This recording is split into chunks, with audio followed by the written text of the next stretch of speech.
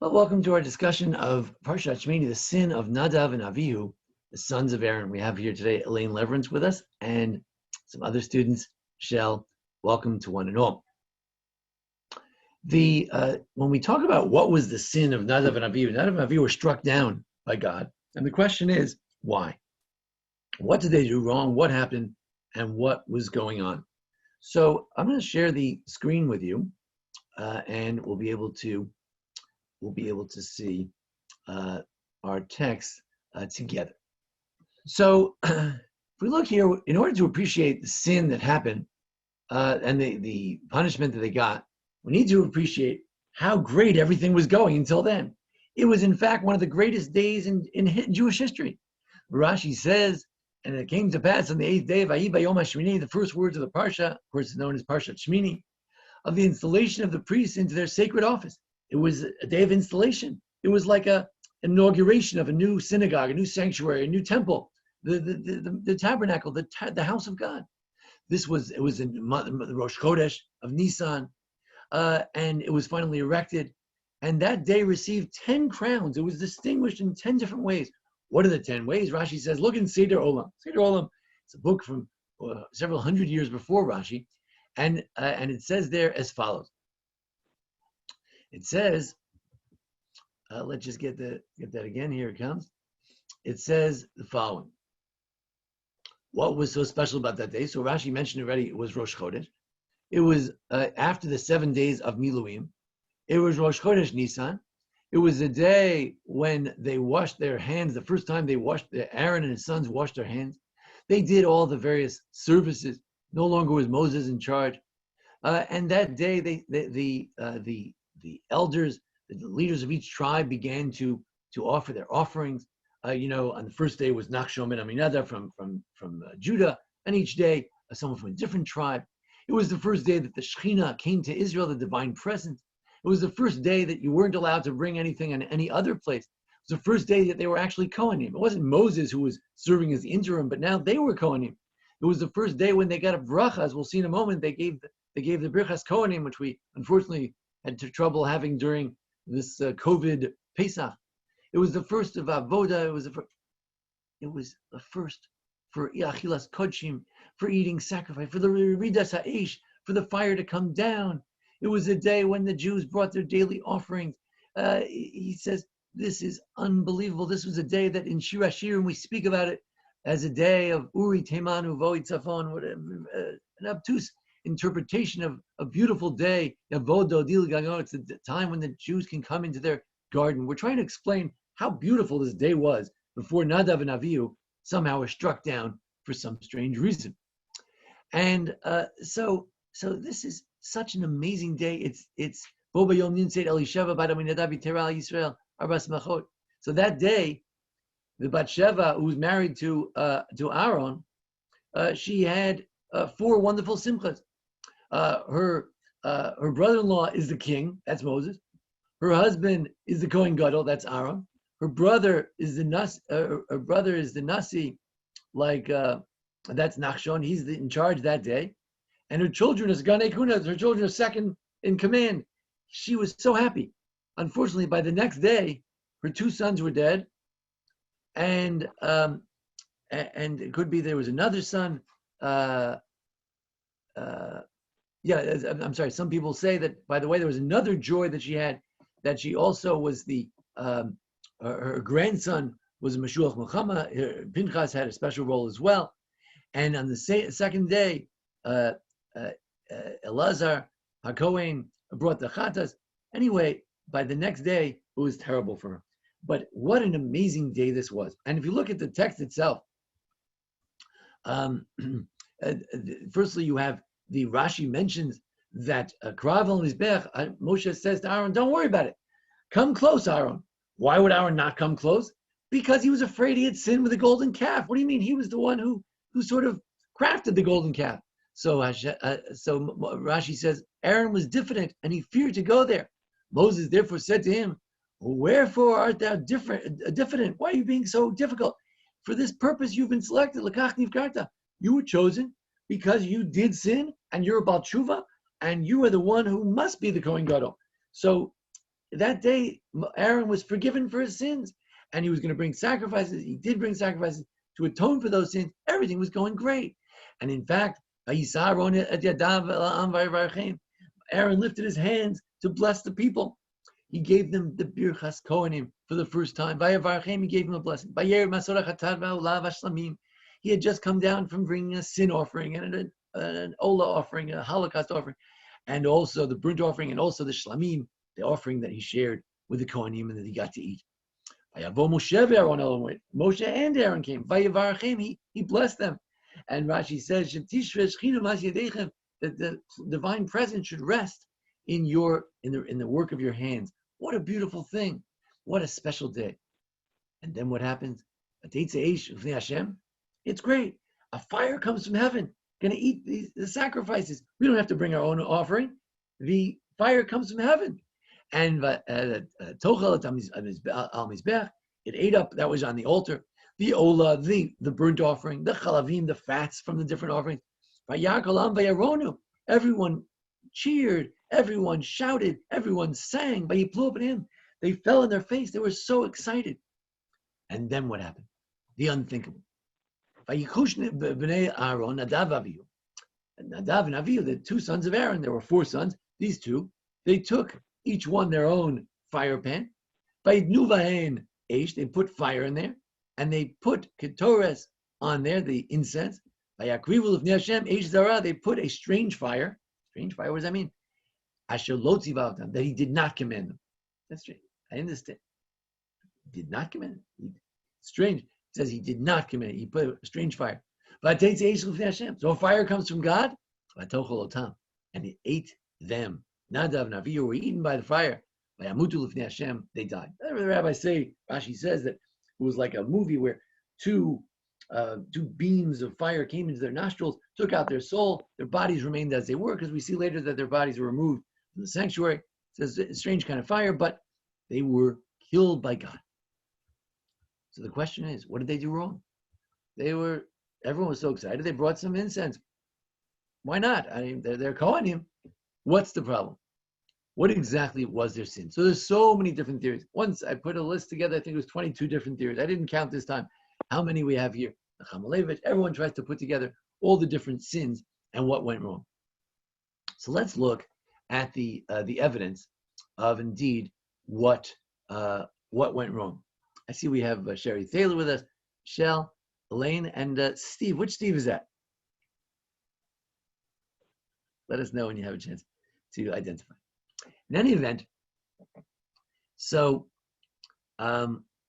what did they do wrong? So the first evidence is, you know what they did wrong? Nothing. It was a good thing. Moshe said to their father, he says, look, this is what God said.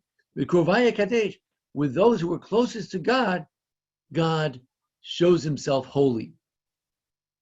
It was like a Kiddush Hashem, it showed how holy he was. What does this mean? It's an interesting question. Not our topic per se for today, but could mean that how do we know that the sanctuary is a holy place and thou shalt not trespass? How do you know that? From the sons of Aaron. They were made as an example to show how holy this place was, that the sons of Aaron couldn't go and do certain things that they shouldn't have done. And that is what shows the sanctity of a place. How do you know that Israel is holy? Because you can only bring certain sacrifices from Israel, not from anywhere else. How do we know that Jerusalem is holy? Because you're supposed to be holy in order to eat certain sacrifices. You can only eat them in Jerusalem. How do we know that the Temple Mount is holy? Because you can't go there. How do we know the Holy of Holies is holy? Because you can't go there. That's what makes it holy. So when the sons of Aaron died, that showed that it was indeed a very holy place. Rav Samson Raphael Hirsch says that based on all the different midrashim, he puts it together very, very succinctly. I just wanted to show you this. Vayichu b'nei Aharon. I'm sorry, some of the sources are in Hebrew, some are in English. Whatever you prefer, we got something for everybody. This sons of Aaron took. Sons of Aaron. They didn't ask Aaron. They had nothing to do with Aaron. They did it on their own. They weren't deferential to their parents. The rabbis say that they didn't even check with each other. Nadav and Avihu, each one did it by themselves. They didn't even ask each other. They didn't ask Moshe. And they also took their own. They didn't use the holy sort of fire pans. They just used their own. So we see that they were yuhara. The Shastra Valhur says we see that they're kind of haughty. Who asked them to do anything? What made them get involved? What's going on here? Reminds me of sometimes we dance on Simchas Torah, and according to Rabbi Soloveitchik, I don't follow this myself, but according to Rabbi Soloveitchik, nobody should be in the middle. I think you've got to go that that is one day the righteous will have a circle, and they'll all point to the middle, and it's at the end of Tainus there, and they'll all point to it and say that's God, and they'll all be equidistant from God, but God will be in the middle, no one else. So if you're dancing on Simchas Torah and everything's going so beautifully, so someone says, I'm going to dance in the middle, and he gets up and he dances in the middle, and you say, you fool, everyone was dancing in equidistance from each other, from the God, everything's beautiful. What are you getting mixed in for? So that's in that spirit. That's what the problem with the Nadav and Avihu, according to some scholars. Rashi says, and again based on Midrashim, he kind of selects, cherry picks a few comments from the Midrash, and he says that's what God said, that He would sanctify him with His holy ones. What does that mean?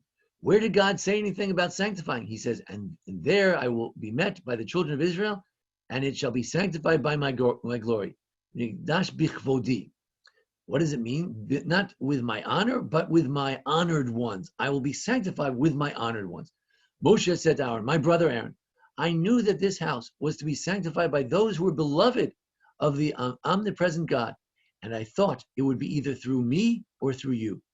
And now I see that your sons were greater than me and greater than you. So it's a Midrash, it's a Midrash Rabbah, it's a Vayikra Rabbah that Rashi quotes, that actually, what did they do wrong? Nothing. They were the best ever. They were better than Moses and Aaron. They were the examples of what holiness is. They were eaten up. Maybe it's like Chanoch, the beginning of the story of the world. There's a man who's taken off to God. It's not because he sinned. It's because he's better than everyone else.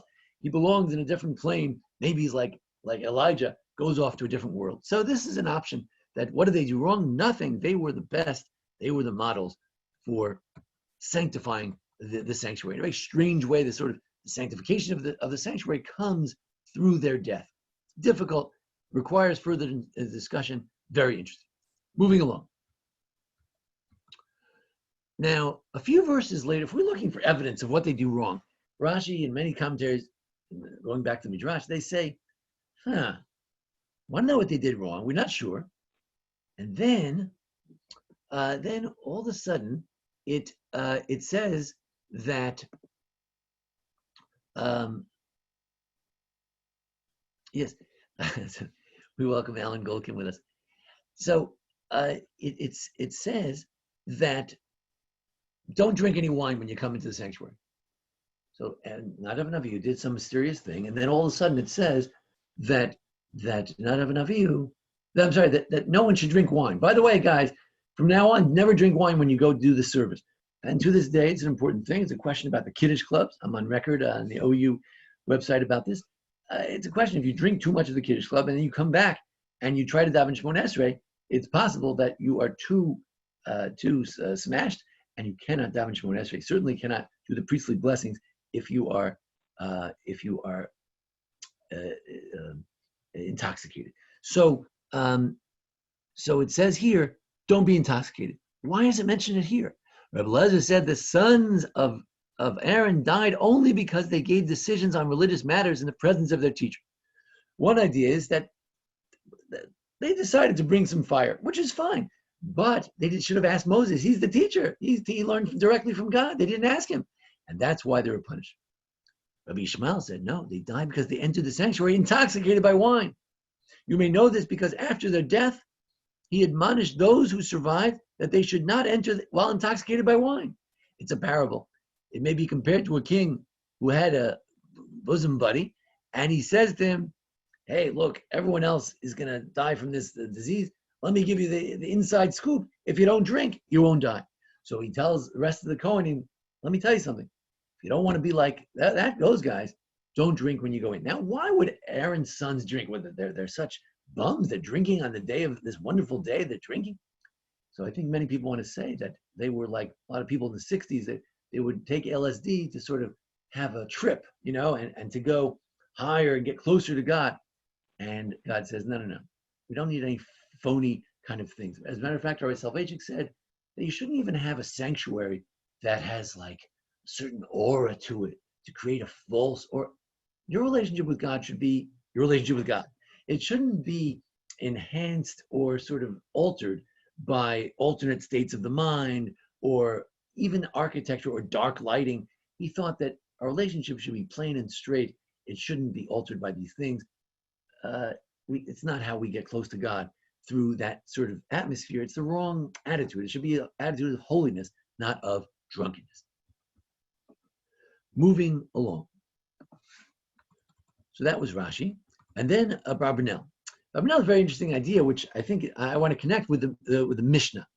He says, they brought some incense. Okay, well, you're supposed to bring incense every once in the morning, once in the evening. Maybe they didn't bring it yet. Maybe that's their job. So he says, well, how many people brought the incense? Nadav and Avihu. That's 2 people. 2 people are supposed to bring it. It's 1 person. And how did they decide it? So we said, well, how are you supposed to decide it? So you look in the Mishnah in Yuma 2:4, chapter 2, Mishnah 4, and here we have the commentary of the Rambam, for instance, and he says, Payis HaShlishi, the third lottery that they had that day was Chadashim Liktor Bo Vafisu. Anybody who's new, who hasn't had a chance to do the Ketoret, to do the incense, come on and you'll join the lottery. We'll shoot it out, 1, 2, and we'll see who, with your fingers, I mean, if you can't see me, it's with your fingers, we'll shoot it out, we'll figure out who's going to get it that day. So the Rambam explains, the Kohanim got a great blessing from bringing the Ketoret, the incense. So they would say that anybody who brought that would become rich. Rambam doesn't commit as to whether it's true. He says that's what people used to say. And he would have more money. So after all, it says, Yasim Torah b'pecha, Baruch Hashem chilo. It says in Moses' blessings at the end of the Torah that you put the Levites put Ketoret on the altar, and God blesses them, so they get blessed. So anybody, so they would only let people do it once, and then you let other people do it. So therefore, that's why they said only Chadashim, only the new ones, people who never did it before, you get a chance. If you never did this before, that's nice. You have a line, and the teacher will say, if you didn't have a chance to get the ice cream yet, then you can come and get some more now. So that's what they said every morning. Whoever was a new Kohen who hadn't had a chance to do it yet, he lived in a different city or he's a young man, then he got to be part of the lottery to have a chance to get to this Ketoret. So these people, they did, what do you mean? You're supposed to have a system. You can't just have 2 people doing the Ketoret. You have to decide which one. You can't bring 2 people, and it's supposed to be organized, and it's supposed to be sanctioned by the authorities. You can't just do it on your own. So that's the idea of the Abarbanel. The Ibn Ezra says they put fire in it. The fire was not taken from the fire that had descended from God. It was unconsecrated. Both the burning of the incense and the unconsecrated fire were their own idea, not a commandment. So he says 2 things. Number 1, Asher lo tzivah. The key word is it was not commanded. It was something that wasn't commanded. You're not allowed to do it, but it was something that was uncommanded. There was no commandment about it. You can't make up your own commandments. And number 1 is that they took a fire that was a different fire, and therefore it's called Eish Zara, strange fire. Why? Because it's supposed to be a fire from the altar, they made their own fire. They took a match and they made their own fire. It's a strange fire. Rashbam said, he says as follows: Moses had not wanted any man-made fire to be introduced into the tabernacle. This was because he expected a heavenly fire to manifest itself, so that the addition of man-made fire would have completely ruined the impact of the miracle that it came from heaven. On this day, the name of God will be glorified by all the people becoming aware of the divine approval of their offerings, by God accepting the same by means of heavenly fire. Find a parallel to this in Kings, where the prophet Elijah says, you're not allowed to put the fire. God will bring the fire. And he prayed to God with all his might, and God brought a fire to show that Elijah is a true prophet. So you're not supposed to bring your own fire. That was the whole beauty of this miracle. So when they brought their own fire, they ruined the entire episode, and that's what they did wrong. Beautiful. Rashba. Chizkuni is also from the French school, like Rashba, a little later, and he says they placed incense. They had only taken this from, he says, this is what is meant by the line, an alien fire. Incense without fire is an impossibility. Any incense offering that is not presented in the name of the community is called alien. The incense itself was theirs. It has to be from the fire, and the incense has to be God's fire. Communal incense, it was not communal incense, it was personal incense. They each took their own fire pan, something like that. We need to look at it a little more carefully.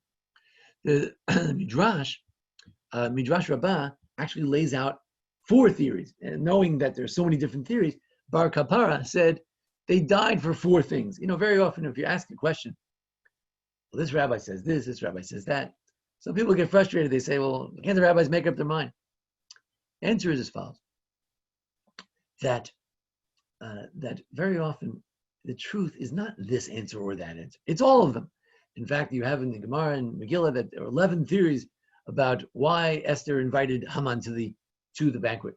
So one of the rabbis met Elijah the prophet, and he says, hey, Elijah, I have a question. Which one of the 11 rabbis was right? And he said, oh, they were all right. So all of these elements of what they did wrong could be found in the sin. Every sin has so many elements to it. Like somebody might, I don't know, he eats on Yom Kippur. So he says, he ate on Yom Kippur. His grandfather died, so because he was fasting on Yom Kippur in Auschwitz, and now he's eating Yom Kippur. So there are different elements that could be present in anyone's sin. There are different elements that could always be present. So it could be all these elements are present. So Bar Kapara, who was one of the early rabbis in the Talmudic era, he said as follows, a student of Rabbi Yochanan, I think. He says, in the name of Yirmiyah ben Lazar, they died because of 4 things: for the kriva, for bringing the offering; al hakrava, the getting close; eish zara, a strange fire; and because lo nadlu they didn't even ask each other. Forget about Moses and Aaron; they didn't even ask each other who's doing it, when should we do it. Al hakrava, it says they went lifnai lifnim, that they got too close. Kriva, they got too close. They went in the holy of holies. It doesn't say that, but this is a possibility. And hakrava, they brought a korban, they brought a sacrifice they weren't supposed to bring. Eish zara, it is a strange fire. They brought it from like a stove instead of bringing it from the altar, or something like that. And they didn't ask from each other because it says they each brought their own thing. They did their own thing. They didn't even ask each other. They weren't even a team. Okay. And there's a further midrash there, which I'll make available online. You can check out other midrashim as well. The Shadal was a 19th century rabbi, Italian rabbi, very interesting fellow. He's been more of a professor, scholar type, and Rabbi Lutzato. And he says their chet was gava, their chet was haughtiness, because they weren't happy to have that secondary role. Their mother was very happy. She said, wow, my husband is the high priest, and these guys are the second in command. And after all, one day they're going to be the high priest. They would be the next high priest.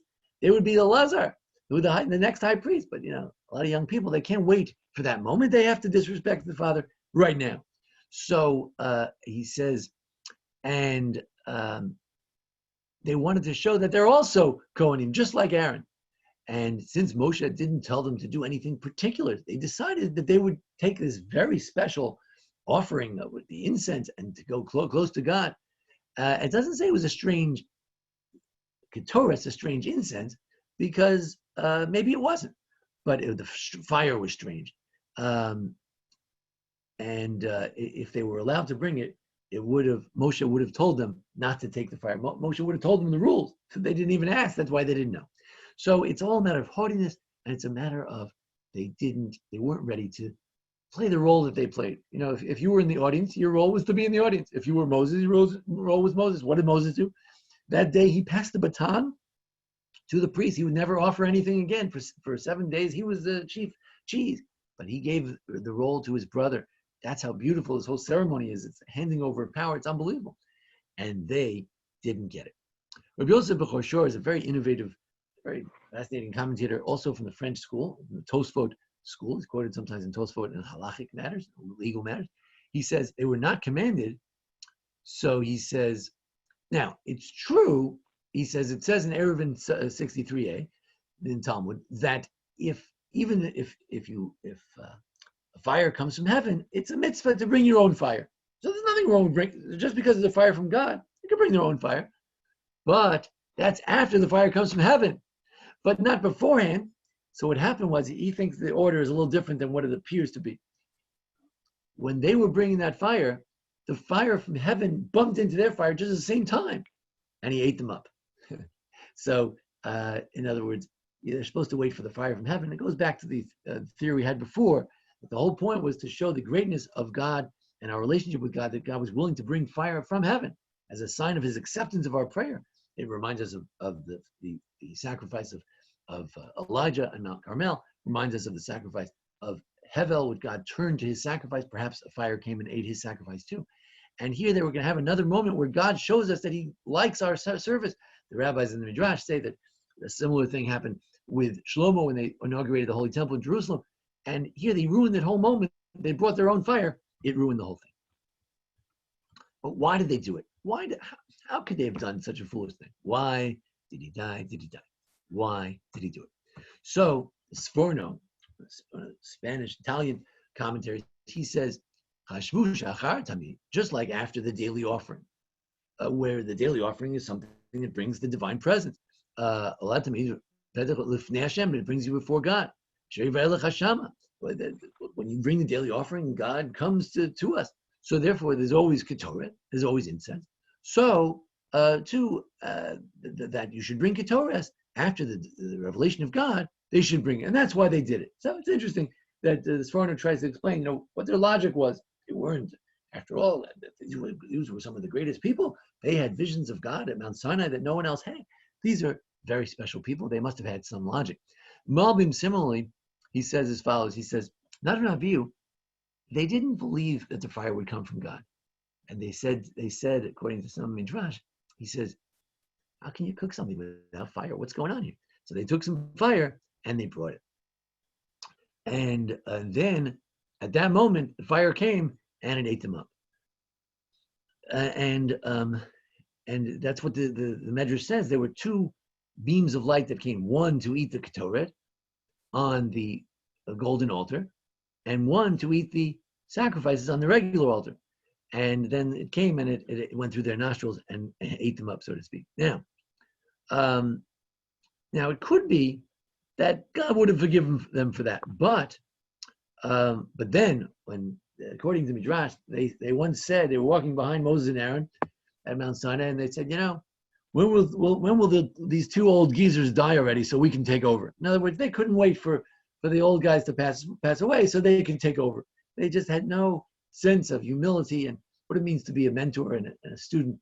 Some students wait until the Rebbe is so old. There's a story in Bluma's family of was it Bluma's family? I think it was in Bluma's family. One of our families, there was a Hasidic Rebbe. I think it was in the Fristig, in the Finkelstein family. The Rebbe who took over for the Fristig Rebbe, he never said anything. And then after the Rebbe died, all of a sudden they realized that he's not some dimwit. He knew everything the Rebbe said. He just was very quiet. So sometimes you have to wait until your moment. And it's very difficult, and some people just can't do it. And he says that's really why they died. That was the main thing. They did something against Moses, against Aaron. That's what God couldn't bear. The technical problem of what they did against God, that God could bear. But what they did against Moses and Aaron, their uncle and their father, that was unforgivable. Against the Rebbe, Moshe, that's unforgivable. And but the Malbim also gives a reason for what they did. He says, according to Rabbi Shmuel, there wasn't any strange fire. The reason they brought it is because of Rose Simchatam. I think it's in the Mechilta that why they brought the fire? They were so excited. Ayar kolam vayarunu. He says, the Malbim says, look at the previous verse. It says everyone was so excited. They sang, and then they brought their incense. It was out of excitement. They were just so excited about God. And so we see that, They were not evil people. These were people of a holy people. They were so excited they brought their own incense. Of course, it turned out that it was against Moses, and it had various elements that were despicable, and that's why they died. But there was some good thought in there as well. And don't forget, those fire pans became an adornment of the altar. The fire pans were melted down, and the altar, they were used on the altar. So it's not a completely sinful act. It was also a beautiful act as well. Finally, we'll end on the Reb Samson of Al Hirsch. The Reb Samson of Al Hirsch says, "Be'ed mesirat karbano l'klei mikudash shel ha'umah, u'meir bal ha'karban al admat ha'kodesh shel ha'umah v'shel torata, u'yitmaser l'drushot ha'mikdash al yedei vitur al kol ratzon ishi shruti, ravim matzavo haruchi." When a person brings a sacrifice to the Holy Temple, a person stands on the holy ground of the nation and of the Torah. And he completely gives himself over to all the requirements of that holy temple. And he denies any sort of personal need or any random sort of will that he has that comes from his own spirit. But Nadav and Avihu came from a different spirit. It was their incense. It was their fire pan. Everyone used their own fire pan. They didn't use the vessels of the holy temple, the klei sharet, the holy vessels. They didn't sublimate themselves at all. You see, we sometimes think that, when you follow the halacha, you're following the rule of God. But when you go to the Beit HaMikdash, I don't know, it's some hocus pocus. He says, no. All of halacha is the same thing. It's following the will of God. When you go to the Beit HaMikdash, it's not so much that you're bringing God, God needs a sheep or a cat. God forbid, God doesn't need any sheep. But what God wants is your will, to do his will.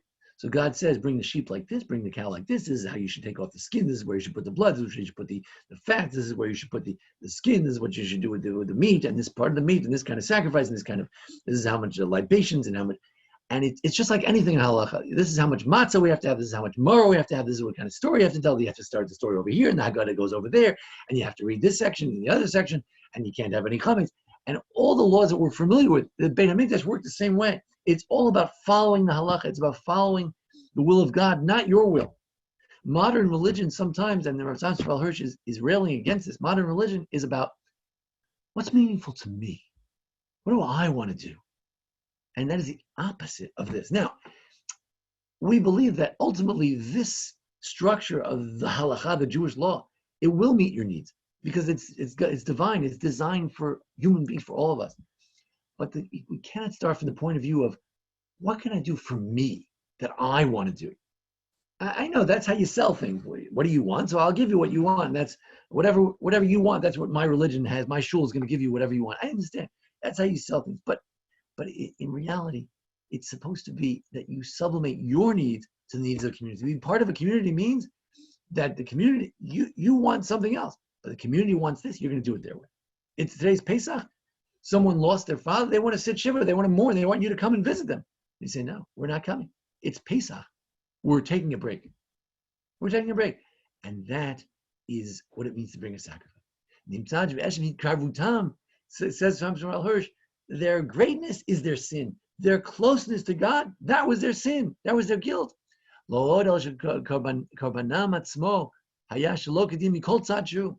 Their sacrifice was invalid from every perspective because it was not about the will of God. It was about what they wanted to do. He says the Torah Kohanim, the Medrash learns it from this. They got close to God and they died. And it also says, Vayamat Nadav Avihu. It mentions Kriva. They died in their bringing close. They had something to do with closeness. The Kriva, Bahakrivam, the Karvatam, it was their Kriva. They were getting close to God the way they wanted to get close to God. It was a subjective closeness. And not an objective one, which is the Korban. The Korban, the sacrifice, is to say, I want to do it this way, but I'm going to do it that way because that's what the halacha demands. That's what God demands. And when they didn't do that, That was their sin. Their sin was basically modern religion, to say it's all about me and what I want to do. You know what would be meaningful to me on Shabbos? I want to stand and I want to dance on one foot in the middle of the street and sing a song to God. It's very nice, but it's not submitting ourselves to the will of God. We can do our dances. There's room for individual expression. There really is. That they say that every day the people brought their offerings, and first day of Nisan, second day of Nisan, this was the first day of Nisan, and they say it was the same offering. So how did any tribe have anything different from anyone else? And the answer is the intent is different. What you're thinking when you're thinking about your Bubby and your father and your mother and your experience and your childhood and your growth and what this going to shul means to you, and when I'm thinking about my experience and what it means to me, it's two different things. How you're experiencing the COVID virus and I'm experiencing, we're all different. And that's the subjectivity. But the laws, how we do it, it has to be a certain way. Failure to submit to that is a misunderstanding of the whole religion and certainly the whole way the Beit HaMikdash functioned. It took me a long time to realize that the Beit HaMikdash is very similar to all of our Jewish practices. It's very punctilious. And you say, oh, who cares? You sprinkle the blood on this corner and the other corner. It's exactly like when we go to the Seder, you have to put the matzah on top and the other matzah in the middle. It's all Talmudic law is the same for everything. Whether you're learning about sacrifices, Pesach, Kashrut, everything, it's all the same. It's about submitting ourselves to the will of God. Islam, in fact, means the submission to the will of God. We agree. It's the idea of submission to the halakha. This is what Nadav and Avihu didn't get. They were holy people. I'm not poking fun at someone who wants to have a personal expression. That's beautiful. That's what Nadav and Avihu. The sanctuary was sanctified by these beautiful souls who wanted to do their own thing.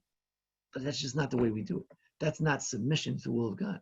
But closeness to God. They were as close as could be. Their will, their desire was the most beautiful thing you could imagine. Ladies and gentlemen, this is the sin of Nadav and Avihu. It's upsetting. It's strange. It's bizarre. It's surprising. It's shocking. It's the greatest moment of Jewish history. It's turned out to be the worst moment of Jewish history. It's something that we can all look at and say, what can we learn from this? And I think one thing, so we shouldn't try to just do our own thing. Even at this time when the COVID virus, we're all in our own living rooms. Hopefully we're all doing the same thing in the living room.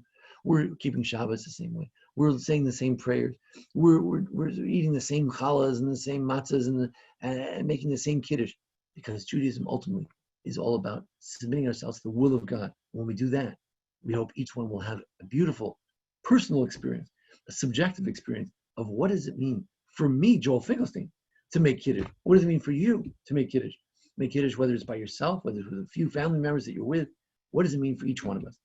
So let us hope, indeed, we can learn from Nadav and Avihu to try to flow with the community, to understand that sometimes our moment hasn't arrived yet, to understand that we need to check with each other, to speak to our rabbis in consultation with those who are more knowledgeable and more involved with the Torah or with authority or wisdom or whatever the case may be.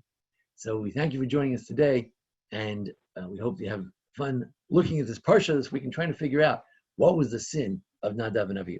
At this time, we'll take comments or questions, or just good farewells or wishes for good Shabbos. But I do want to remind you that tonight at, let's see, Alan, is it 6 o'clock or is it 5:30? We're going to have our Kabbalat Shabbat. I think we said 6. 6 o'clock. 6 o'clock Kabbalat Shabbat tonight. You'll check your email and you can click on there.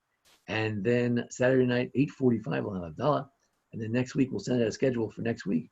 We'll have evening learning, Yomi, we're talking about Shabbos, and then the Mishnayos. We're going to start learning Mishnayos Pirkei Avos. It's the time of year where we learn Pirkei Avos, ethics of the fathers.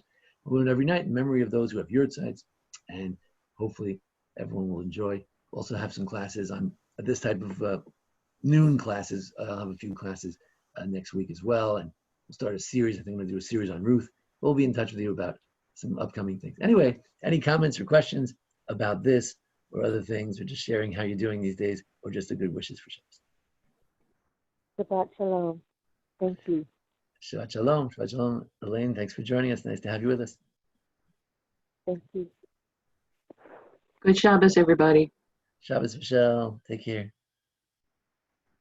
Shabbat shalom for me and Steve. Yes, thank you. Be well. Take care, Alan. Steve. All right. Sherry, take care. Be well. Bye-bye.